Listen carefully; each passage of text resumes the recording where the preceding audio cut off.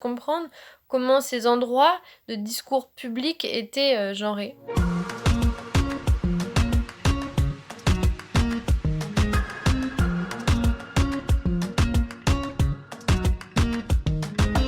Je m'appelle Amandine, j'ai 23 ans, je finis mon master de sociologie à l'université de Nanterre et en parallèle, je fais partie du pôle médiation relations publiques du festival Pluriel. L'année dernière, j'ai fait un mémoire sur la place des femmes, dans les jams parisiennes.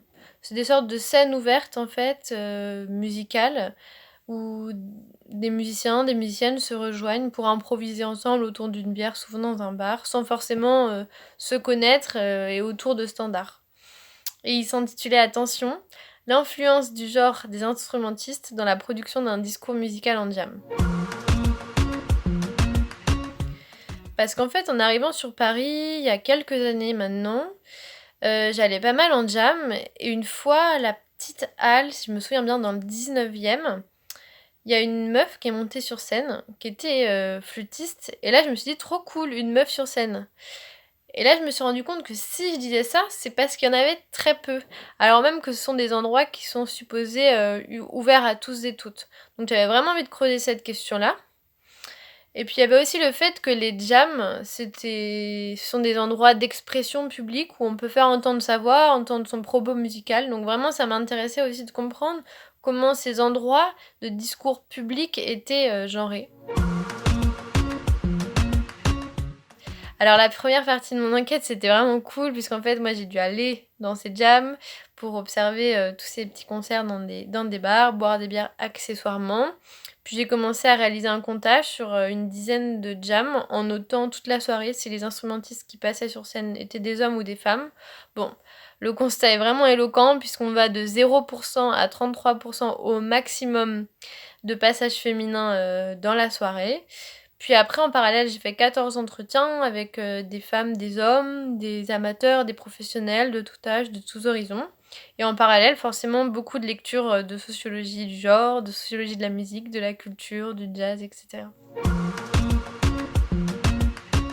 Ben, premièrement, c'est que les femmes instrumentistes qui jouent dans jam sont souvent des sacrées nanas parce qu'elles sont beaucoup plus diplômées en général que les hommes. Elles viennent d'une très grande famille de musiciens, elles ont un gros héritage de ce côté-là et en général, elles doivent montrer 2 fois plus de technique pour s'intégrer au morceau, tout en gérant, beaucoup d'à côté qui sont relatifs aux tensions de séduction, à traîner dans des bars le soir où il y a beaucoup d'hommes. Donc c'est aussi vraiment pour ça qu'on en voit si peu. Une de mes hypothèses aussi, c'est que les jams, elles sont très différentes à plein de niveaux et que la répartition de genrée des instrumentistes, elle changeait en fonction de certains critères. La légitimité du lieu qui accueille la jam, la légitimité du genre musical qui est joué, si c'est du rap ou si c'est, du jazz, s'il y a une estrade, combien de personnes sont dans le public. Plus ces curseurs étaient finalement vers le haut, moins il y avait de femmes et vice versa. Ça, c'est vraiment encore aujourd'hui qu'une hypothèse, mais moi j'ai vraiment envie de creuser cette question avec une thèse, par exemple. Ah oui, et puis ça, c'est important, c'est que maintenant, avec la continuité de mon mémoire cette année, j'ai fait presque 25 entretiens avec des hommes et des femmes et j'ai jamais été confrontée encore, peut-être, à des discours ouvertement sexistes. On va dire que tout le monde déclare regretter le fait qu'il y ait peu de femmes et vouloir et avoir envie de jouer avec plus de femmes. Donc je pense que ça m'amène vraiment à penser le fait que dire qu'on est OK pour intégrer plus de femmes, ça ne suffit pas. Il faut pas se concentrer uniquement sur les discours et les mentalités. Je pense qu'il faut aller interroger plus loin et ça, c'est le rôle, d'une apprentie sociologue aussi. Interroger les horaires, les lieux, les façons de jouer, les standards, les comportements, le soutien et cetera. Bah, mon ordi m'a lâchée à 1 semaine de le rendre, donc c'était une énorme galère.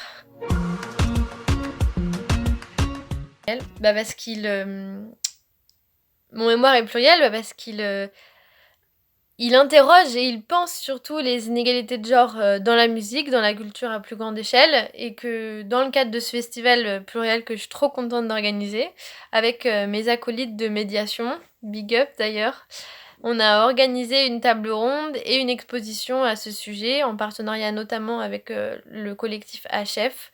Donc j'espère que vous serez nombreux et nombreuses à nous suivre.